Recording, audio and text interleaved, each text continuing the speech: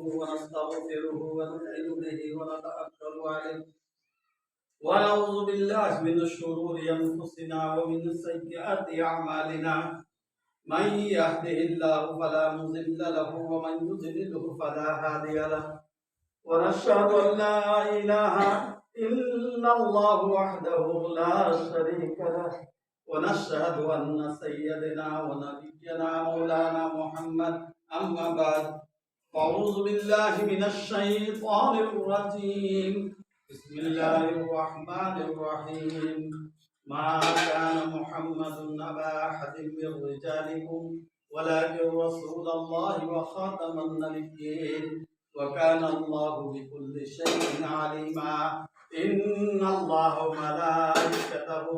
يصلون على النبي يا أيها الذين آمنوا صلوا عليه وسلموا تسليما